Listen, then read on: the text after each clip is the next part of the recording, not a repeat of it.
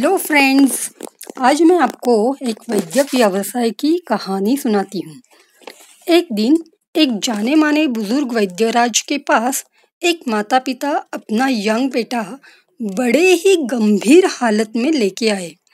उन्होंने वैद्यराज जी से कहा, उनका बेटा पहलवानी करता था। रोज सुबह 4 साढ़े 4 बजे उठ जाता था।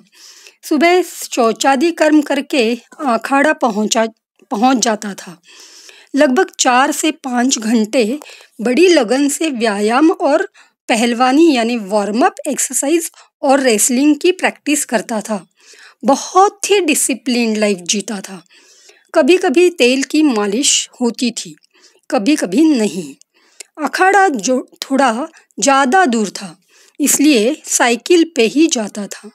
हम उसकी डाइट का बहुत ही बारीकी से ध्यान रखते थे, जैसे गाय का दूध, अंडा, मांसाहार में चिकन, मटन हमेशा ही होता था।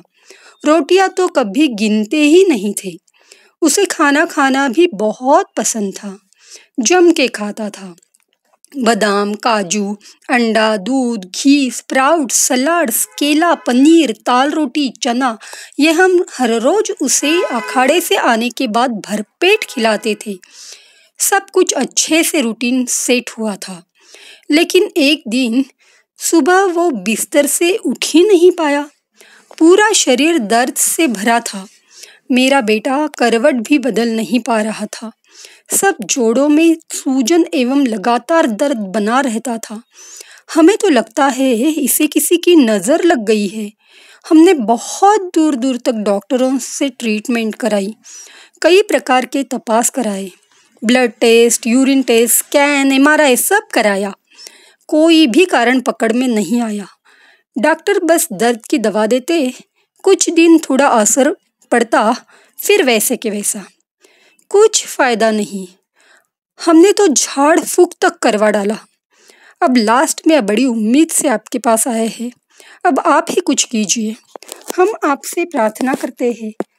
बुजुर्ग वैद्यराज ने सब विवरण बड़ी शांति से सुना और उनसे बच्चे के स्नानादि कर्म के बारे में कुछ बेसिक प्रश्न पूछे और उनको कुछ डेली रूटीन के मॉडिफिकेशन बताए, जो कि स्वास्थ्य को बनाए रखने के लिए और व्याधियों को दूर भगाने के लिए हजारों सालों से पूर्व आयुर्वेद में वर्णन किए गए हैं।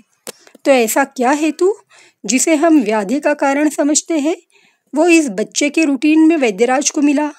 उन्होंने बच्चे का इलाज शुरू किया, स्नानादि कर्म एवं आहार संबंधी कुछ नियमों को समझाया और बच्चा कुछ ही महीनों में पहले जैसा बन गया। तो आइए आज इस वीडियो में जानते हैं हर एक की दिनचर्या का अभिन्न अंग स्नान यानी बाथ या नहाने के बारे में आयुर्वेद शास्त्र में क्या नियम वर्णन किए गए हैं, जिनका उल्लंघन करोगे तो आप किसी बड़ी बीमारी के शिकार बन सकते हो। और वैद्यराज जी ने पहलवान बेटा और माता पिता को क्या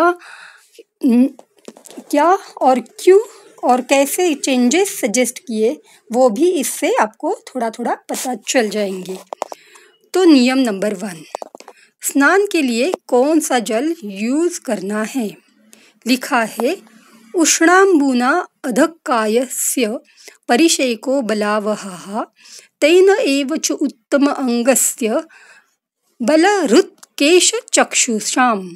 इसका मतलब, अगर आप उष्ण यानी गर्म या सुखोष्ण जल से गले से नीचे के अंगों का परिषेक करें, यानी नीचे के अंगों का यानी सर से नीचे के अंगों का स्नान करें, तो ये आपको बल यानी शक्ति देने वाला स्नान है। यानी कि गर्म पानी से सर से स्नान करना मना है। इससे अनेकानेक व्याधि हो सकते हैं, जैसे बल की हानि होना, थकान महसूस होना। इतना ही नहीं, बालों से संबंधित समस्या जैसे बाल गिरना, सफ़ेद होना, दो मुहे होना और बालों में ड्राइनेस आना जैसी अनेकों समस्याओं का मूल कारण सर से गर्म पानी से स्नान करना होता है। बालों के साथ साथ आँखों की बीमारियां भी हो सकती है और आपको ये जान के शौक ही लगेगा कि गर्म पानी से सर से स्नान करने से, नहाने से हृदरोग तक हो सकता है, यानी हार्ट डिजीज भी हो सकता है। तो बाकी छोटे मोटे व्याधियों की तो क्या कहने। नियम नंबर 2, अगर आप अर्जित व्याधि से यानी फेशियल पल्सी या मुंह के या चेहरे के पैरालिसिस से बीमार है तो, या नेत्र संबंधित विकारों से पीड़ित है तो, मुख संबंधी व्याधि यानी दांत, जिह्वा, ओरल कैविटी के व्याधि से बीमार हो तो, कानों के विकारों से पीड़ित हो तो, अगर आपको अतिसार यानी लूज मोशंस हो रहे हैं तो भी, आपको पेट संबंधी कोई बीमारी है, विशेषतः पेट फूलने की बीमारी है, गैसेस की शिकायत है, तो अगर बहुत दिनों से जीर्ण प्रतिशा या पीनस, जिसे सर्दी, खांसी या जुकाम कहते हैं, या फिर आप अजीर्ण के शिकार हो तो आपने स्नान नहीं करना है। तो स्नान उन रुग्णों ने टालना है। इसका मतलब कौन से व्याधियों में स्नान करना वर्ज है, इसका निर्देश भी आयुर्वेद में स्पष्ट रूप से दिया है। यह स्नान का मतलब सर से स्नान ना करे और स्नान का समय भी लंबा ना हो, ऐसा लेना है। और अगर एक्यूट कंडीशंस है तो उसमें भी स्नान टालना है। अन्यथा रुग्णों को स्पॉन्जिंग करे, ये आप कर सकते हो। ये उसका स्नान न करने का विकल्प हम वैद्य आपको देते हैं। ये इन सलाहों का ज़रूर पालन करें। तो नियम नंबर 3, ये बहुत ध्यान से सुनना ज़रूरी है। भुक्तवत्सु च गर्हितम। इसका मतलब क्या है? इसका मतलब ये है कि खाना खाने के बाद स्नान करना आयुर्वेद शास्त्र के नियमों के खिलाफ है, फिर चाहे ब्रेकफास्ट ही क्यों न किया हो। तो आया समझ में कि क्यों उन माता पिता के हट्टे खट्टे नौजवान पहलवान बेटे की ये हालत हुई थी। वैसे तो स्नान के बारे में कई अन्य जगहों पे अन्य संदर्भ, वैसे कहा जाए तो विशेष संदर्भ आयुर्वेद में वर्णित है।